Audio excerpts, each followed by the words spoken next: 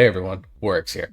So we're back with a new alpha build, and this, for the first time, we're seeing Brewmaster Monk changes. Now, I was actually planning on recording a video as I record this right now on like things that I would like to see change with Brewmaster Monk and the War Within.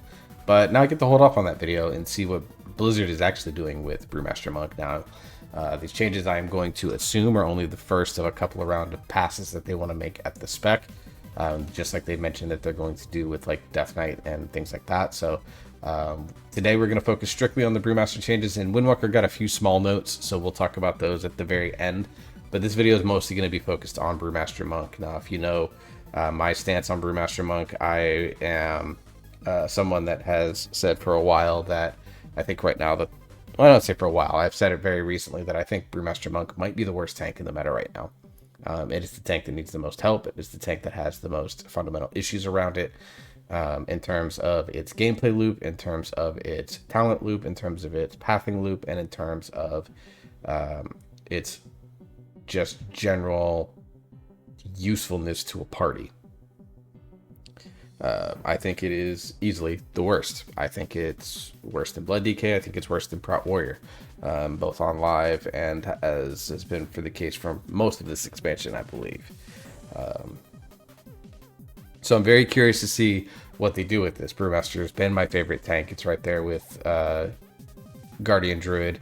There's like a 1A, 1B type situation. So I'm very curious to dive into these changes. We're going to take a look. Now, I've read over a few of them, so this is not going to be like in a true initial first response, but I have thoughts. So let's talk about them. Let's start off with this new talent, Elixir of Determination. When you fall below 40% health, you gain an absorb shield for 100% of recently purified damage, or a minimum of 20% of your maximum health, and it cannot occur more than once every 15 seconds. Now, the once every 15 seconds thing I think is actually pretty good. But if you're falling below 40% health every 15 seconds, there's other problems that are going on. So I don't know actually how good this talent is. On its surface, it seems like it's pretty solid. It could be good if there's like a consistent tank buster that drops your tanks pretty low. But outside of that, like in an ideal world, you're not utilizing this talent all that often in an ideal scenario. So I'm really concerned that this talent is just kind of there and it's not going to have the type of impact that you really want it to have. Next one, new talent, Strike at Dawn. Rising Sun Kick grants a stack of Elusive Brawler. I think that's fine. I hate that it's a talent. I think it should just be a thing. You know, Blackout Kick gives Elusive Brawler stacks. Rising Sun Kick should just give Elusive Brawler stacks for Brewmaster. Like, why are you making me spend a talent point? I kind of hate this. I think it's good. It makes Rising Sun Kick more than just a push a button that does damage. You actually get some value out of it beyond that, but like, just bake it into Rising Sun Kick for Brewmaster. Like, why are you forcing me to spend a talent point that I already don't have enough of? Because the talent tree has been pretty locked the entire expansion. New talent, One with the Wind. You have a 10% chance to not reset your Elusive Brawler stacks on a successful dodge. Again, why not just make this part of Mastery? Like, just make it a flat, like, make it this flat 10% into your Mastery. Why do I got to take a talent point to make my Mastery less bad? What other spec has to do that? No other tanks have to do that. But Brewmaster has to? Like, we're not off to a great start here. New talent, August Blessing. When you would be healed above maximum health, you instead convert an amount equal to 40% of your critical strike chance to a heal over time effect. Cool, I like this. This is a good talent. I really like this. There is definitely a lot of ways to get overheal, particularly with like the big expel harm setups with Gift of the Ox and things like that. And it does allow for healers like Resto Druid to really have some nice value with August Blessing, Mystery for Monk even, and other healers that have hots that they put on targets fairly consistently. I know that like Preservation Evoker does as well, so there's going to be extra value in the healing there. So I like this talent. I think it's a good talent that really does focus on the defensive nature, and that's kind of where the holes of Brewmaster Monk are right now, are in the defensive nature of the tree. Alright, new talent, Ox Dance. Casting Purifying Brew grants charges or stacks of Ox Dance based on a stagger level. When you take damage that is greater than 60% of your current health, a charge is consumed to increase the amount you stagger. No numbers attached to this makes me think that this talent is either going to be busted as shit or is going to be completely as useless. Anything that involves playing around with stagger is like very, very difficult to balance. And that's part of that is just what stagger is. Part of it is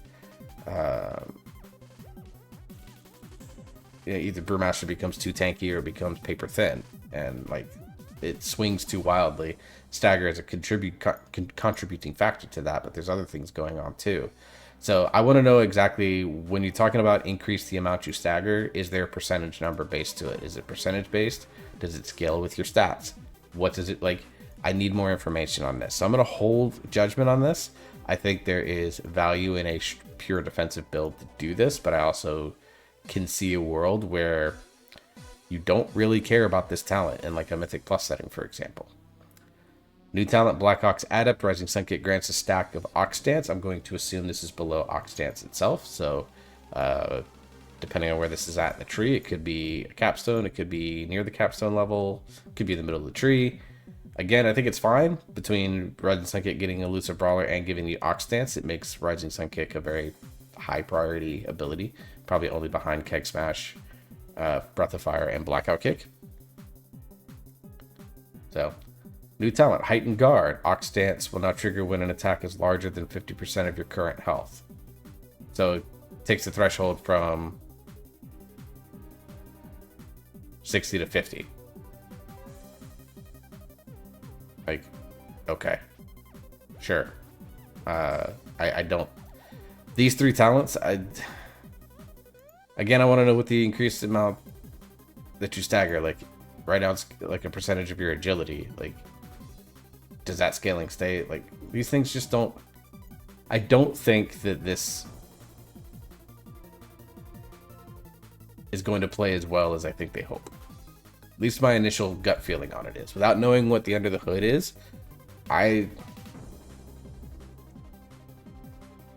like, you're basically asking Brewmaster, in order to maintain uptime on this, to take big hits. That's kind of the problem, is that Brewmaster can't take big hits. But now you're asking them to not only take big hits, you're asking them to take big hits at high stagger so that they can get more stagger. Like, this is starting to frustrate me. Chi Surge and Call to Arms are no longer a choice talent. Good. I think that both talents are kind of meh overall. This is the talents below Weapons of Order. I've been a fan of Chi Surge. Call to Arms I don't really care about. But also outside of a very specific style of raid build, you weren't taking either of these talents ever, so I don't know what impact this has. Anvil and Stave has been updated. Each time you dodge an enemy or an enemy misses, you reduce the remaining cooldowns on your brews by half a second to 1 second, so it tells me it's still a 2-point talent. Effect reduced for each recent melee attacker. It was a 3-second internal cooldown. Does that mean they removed the ICD? If they did, Anvil and Stave is broken as hell. And it's going to be very, very good, especially in Mythic Plus, because you're basically just going to get all the brew charges, and with Master of Harmony giving you 2 celestial brew charges, you're going to have shields for days. Improved Invoke Najal, the Black Ox, has been updated. While Najal is active, Purifying Brew increases the damage of Najal's Sextant based on stagger level. Damage is split between all enemies, was stagger purified. Okay. Blizzard. I want to explain something to you that I would hope that you would understand, but clearly not. Tying Brewmaster damage to the amount of stagger that they have encourages degenerate, unfun gameplay that is a net negative to the spec's viability in content. I will repeat that. Having Brewmaster damage tied to their stagger encourages degenerate, unfun gameplay loops that are negatively impacting the spec's viability in all content. Why in the hell are you making damage tied to stagger? There should be no correlation. Stagger has plenty of other interactions that are fun, cool, and interesting. And what you're telling us is that during Nijao, you want us to disregard all of them. Because in order to maximize the damage output that you do during Nijao, you're basically telling us to never purify. So you're telling us, through this talent, that the best way to do the maximum possible damage, which even tank players care about their damage, is to basically not push a core mechanic of your spec, because it will actively harm your damage.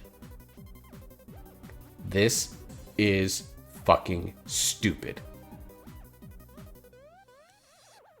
And I'm going to ask that you please reconsider this change. Do not make it tied to stagger level. I actually was okay with stagger purified. There were still some degenerate gameplay issues that came with it, but Nijao as a whole is a kind of a pretty crap cooldown anyways, and probably needs to be reinvestigated in general. But basically telling your tanks, ignore your core mechanics so that you can maximize your damage during a Celestial, is awful decision-making processes here. Following talents have been removed. Healing Elixir, gone. Class, moved to the class tree, fine. Graceful Exit, great. It was never picked. Bone Dust Brew and all its associated talents are gone. Okay, fine. So, hey, you've removed a button. I think Bone Dust Brew had a very cool place in Shadowlands, and I think that was where its usefulness ended. So I want to go explore the tree and see kind of what this looks like from a points perspective. So apologies for my fat head being in the way here. I do want to look at the class talent tree because I've somewhat investigated these for Brewmaster and all the specs really, but nothing too deep. So obviously we get Paralysis and Rising Sun Kick by default. Obviously you're grabbing Tiger's Lust. Obviously you're grabbing Fast Feet. You obviously grab Calming Presence. You get Grace of the Crane. You get Detox. You probably grab your Spearhand Strike. You definitely grab Pressure Points. Well, I mean, in a raid. I'm looking at this from a dungeon perspective. So you're going to grab Pressure Points. Jade Walk you can potentially skip, but I mean, we need another point here somewhere. So you can grab extra distance on your Chi. You can grab getting Crashing Momentum, because you're not really going to grab Disable. But that kind of depends on if you need the snare. So I'm just going to go with Bounding Agility. We're going to grab Transcendence, of course. We're going to grab Energy Transfer because, again, reduce Paralysis cooldown, which is up here now. It's a 45-second cooldown. So we're going to take that. We'll skip Celerity and Chi Torpedo for now. Let's take a look and see what we absolutely need. We do need to grab Ring of Peace for Mythic Plus. Veracity of Juen for more damage. Alright, and then we can grab Vigorous Expulsion for extra healing on Expel Harm. You do grab Diffuse, and you do grab Fortifying Brew because it's still the most powerful cooldown that you have. Now I want to come get Dance of the Wind or Dampen Harm. I think this is still incorrect on the tree. Like I think Dampen Harm should just be baseline, so you just get Dance of the Wind, right? So we'll just grab Tiger Tail Sweep for the purposes of Mythic Plus so that we can grab Dampen Harm. And now we need 3 more points to spend so that we can come down here and get our Capstone area. So they absolutely buffed the shit out of Chi Burst, so I think now we can take that. And then here you're kind of able to grab kind of whatever you want. So you can put a couple points into Ancient Arch to get a massive cooldown on Paralysis and Leg Sweep. So you're getting 50-second cooldown on Leg Sweep, which is big. And then you get a 30-second plus potentially another 5 seconds every 15 for transfer. So you could have Paralysis back up very quickly. So I think this is a good value point to grab here to put us at 20. Now, Summon Blackhawk Statue is here. I think that there are ways that you could potentially get around not taking this. But I do think you grab Iron Shell Brew, because Fort Brew now, this is an incorrect tooltip. It's now a 2-minute cooldown. So I think you grab Iron Shell Brew, because it just makes the brew even stronger on a 2-minute cooldown. It's pretty good. I do think you come grab Strength of Spirit. And then you have some interesting choices from here. So you can grab Martial Instincts, which gives you some avoidance, which is never a bad thing. I think you can grab Chi Proficiency, because you do have magic damage and healing done through your Gift of the Ox and your Breath of Fire and Charred Passions and all that. So now we have 5 points left to spend basically wherever we want to go with this. I think Flow of Chi might actually be pretty good. I think Transcendence Linked Spirits is going to be pretty good, which means you have to either grab Healing Winds, which gives you the big HP pool, or you grab Bounce Back, which just gives you a damage reduction when you take damage. I think all of these talents are actually pretty good. I think Fatal Touch you grab for the damage. You can grab Clash, or you can grab Rushing Reflexes here. You can also grab Lighter Than Air. Like these last 4 points or so, I think are completely and entirely free for you to spend however you want. Personally, I'm going to probably grab Healing Winds into Link Spirits, and then grab Flow of Chi and grab Lighter Than Air, because I want the double jump. When I'm thinking about, actually no, for this I'm going to grab Rushing Reflexes for Mythic Plus purposes. I think these are probably going to be my safest bets. Now, I could see in a situation where if I'm not transcendencing a lot, or there's not a lot of good transcendence tech, that you drop these 2 points and you grab something like Windwalking and then grab maybe like Lighter Than Air, or you come grab Black Ox Statue if there's some big pulls that are going to enable you to do things. That's the beauty of the bottom of this tree. But I think for the most part, like, the Monk class tree is just giga. And even other things that you can do is you can drop some talent points here to go grab like Celerity, but getting the extra roll charge I don't think is as important now, because you do get it through energy transfer and you're getting some decent cooldown on roll. So I think it's just lots of flexibility points here. You can grab Improved Touch of Death. You can grab Jade Walk is a possibility. You can grab Crashing Momentum. Like there's a lot of really flexible talent points here. But for a Mythic Plus build, this is kind of what I lean towards, with some points at the bottom being very flexible. Maybe even grabbing a Celerity. Now let's look at the class tree. So we still have Keg Smash here, still have Purifying Brew, still have Shuffle. Alright, and then this third row hasn't changed. You're still going to grab Quick Sip because you want the shuffle duration. Just makes maintaining shuffle completely free. You want to grab Spirit of the Ox, and you want to grab Gift of the Ox. So basically your Blackout Kick and Rising Sun Kick, along with taking damage, gives you the Healing Spheres, which you then absorb through Expel Harm. Big sustain in the kit. Do you think you grab Hit Scheme? I think is interesting because Shadowboxing Treads used to be here, but you need Hit Scheme because you got to come down here to get Celestial Brew, so this is just going to be kind of required.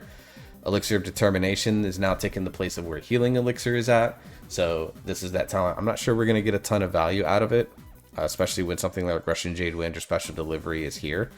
That allows you to grab something like One with the Wind, or to grab August Blessing, which I think you get. I think you grab Celestial Brew. I think you grab you don't grab Celestial Flames. I don't think it's still that great. But you do grab Breath of Fire. It's a core rotation ability that's locked behind, 19 points. So congratulations, Blizzard, you played yourself. Or behind 12 points, really. Because you need 8, 9, 10. You need 10 talent points to get Breath of Fire. Like, a core ability. Like, this is, I have a problem with this. You still have to grab Improved Celestial Brew, which I don't think should be a talent anymore. It should just be baked into Celestial Brew. And you need to grab Improved Purifying Brew, which I don't think should be a talent. It should just be baked into Purifying Brew. Over on the right side here, Strike at Dawn, grabbing you the Rising Sun Kick. You can also grab Zen Meditation, which does allow you to open up things like Tranquil Spirit, or Guy Plens, which I think is still one of the most powerful talents in this tree. And then you want to grab Shadowboxing Treads over here. And then Pretense of Instability in Mythic Plus is going to be very good. Light Brewing or Training of Nijao, it's going to entirely depend on tuning. A lot of people take Training of Nijao right now, but you can also come look at Bob and Weave. Fort Brew Determination I don't think is going to be any good, and then you want to grab Sasala Beam Strength so that you always have your Breath of Fire uptime. So what else do we take here? We've got 2 points left to spend. Obviously, I think we grab Nijao because it's a cooldown, even though I don't think it's very good. And because it's the only way to get connected into something like Elusive Footwork and down into Exploding Keg. So you're being forced to take it to take one of your best abilities in Exploding Keg, which I think is completely stupid. And then we're going to grab Training of Nijao. I don't think we're going to grab Counter-Strike. This is really good for single target situations, but I don't think so as much for AoE purposes. And we're going to grab Charred Passions. I think it's just because it's good, and anything that we can do to reduce button bloat on Brewmaster Monk is still very much valuable. I think we grab Elusive Footwork because you gain 10% chance to get Elusive Brawler, and you need it to get Exploding Keg and Storm Stout's last keg in the tree here. And this is where I think the tree kind of opens up with the last 5 points that you can spend. I do think grabbing Weapons of Order is still going to be a very good ability to grab. Now, do you grab something like Chi Surge? Because it does extra nature damage all over the place and it goes there? Possibly. Does Ox Dance actually have value here where you can grab Ox Dance and then grab Heightened, like Heightened Guard? High Tolerance still probably needs to be buffed, still very good. Anvil and Stave, if it has no ICD, some very big potential in this tree. So like there's 4 points here that are there, but like the things that you could choose to get feel really bad. And I think you just end up spending Walk with the Ox, improve Invoke Nijao, and then you grab a point in like High Tolerance.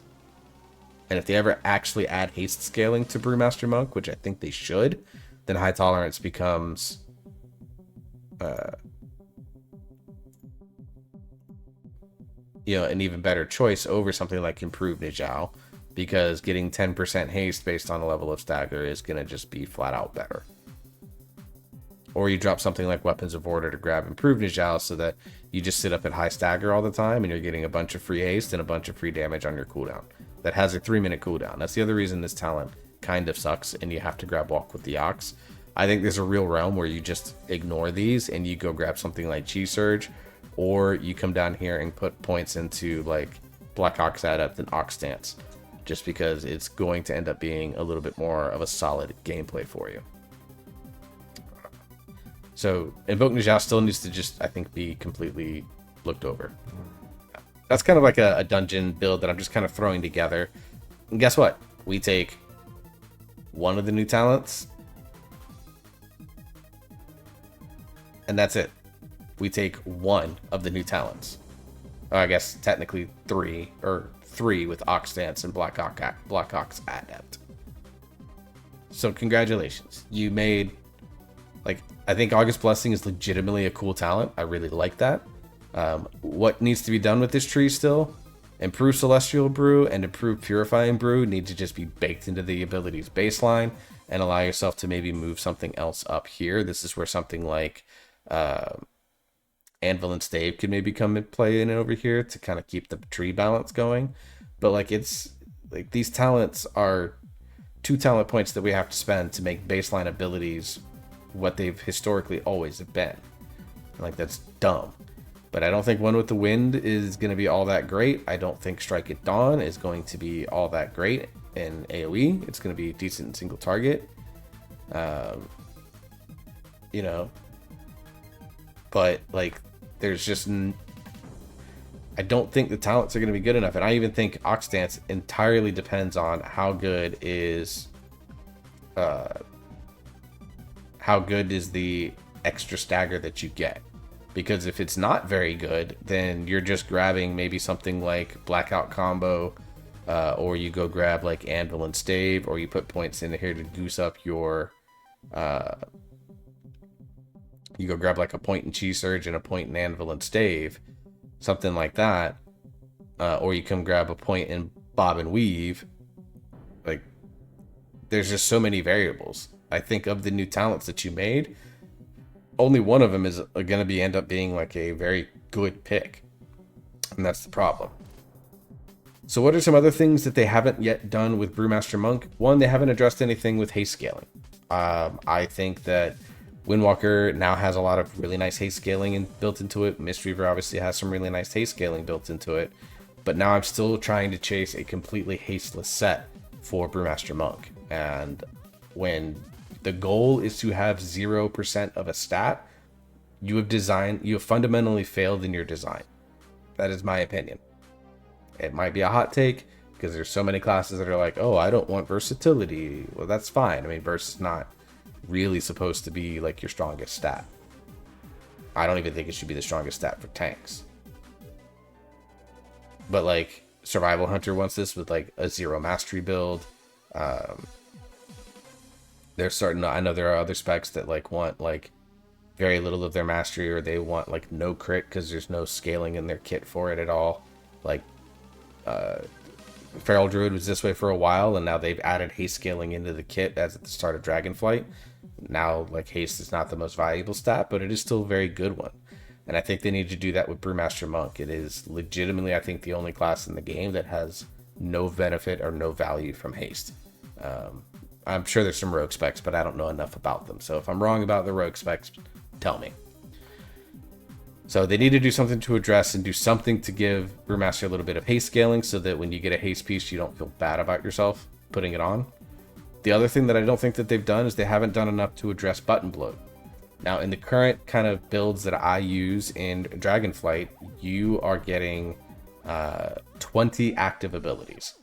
Now, this is just a mock-up. I'm not saying this is the best tree or anything like that, but let's continue to count how many abilities that we're talenting. 1, 2, 3, 4, 5, 6, 7, 8, 9, 10. Alright, so 10 in the class tree, with more possible with things like Clash. Or you talent Cheap Torpedo, or you talent Disable. 11, 12, 13, 14, 15, 16, 17, 18, 19. Congratulations, you've done a net negative of 1 button removal. And really that number could be equal, because I could see some real situations in dungeons where dropping a point out of like rushing reflexes to grab Blackhawk statue makes it. So you've effectively done nothing to reduce button bloat so far. That is a problem. I have major issues with this. Brewmaster Monk already has a very low population, and everyone that I've talked to that has tried to play it says they feel overwhelmed by the amount of buttons. There are 19 in this mock build. That doesn't even include things like Tiger Palm, Blackout Kick, Roll. It doesn't include things like Vivify. We're up to 4 already. Transcendence is technically 2 buttons when you get it. So that's technically, if you want to be super picky, we're at 20 and 21 in the current live build. All right. Now we're including things. Now you have to include things like in the current builds, trinkets like Grief Torch and Jar Runes. You have all your potions. You have your potions of power that you either find keybinds for, things like that.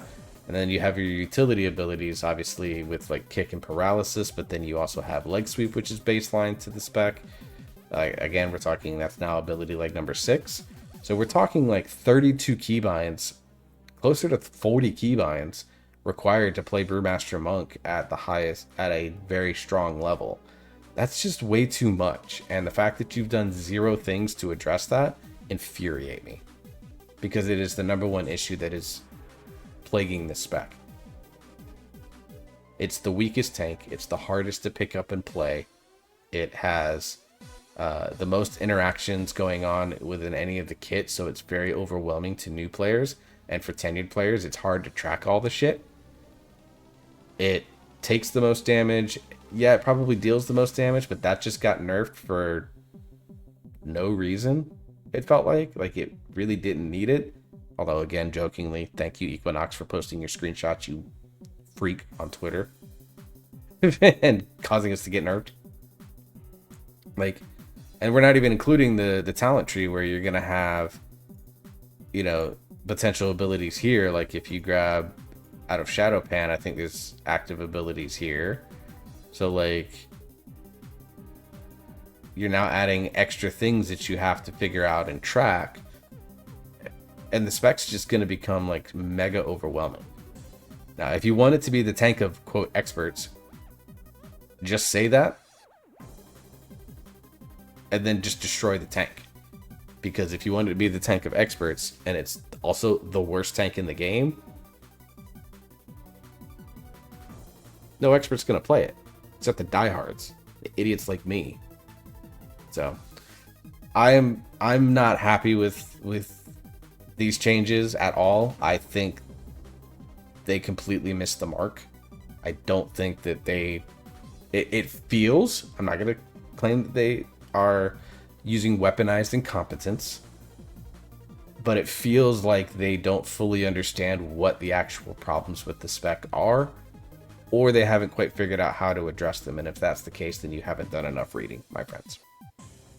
So I'm hoping that we get some more builds that will continue to start to look into things that will make the spec feel like there is purpose behind it right now, because the class tree changes, amazing for the class. Brewmaster does benefit quite a bit from them. But these initial Brewmaster Monk changes, I think, completely missed the mark on what's the problems plaguing Brewmaster right now, and have done absolutely nothing to address them. Till the next video, I hope you stay safe. Hope you enjoy yourself. You're having fun. You keep on gaming. We'll see you next time.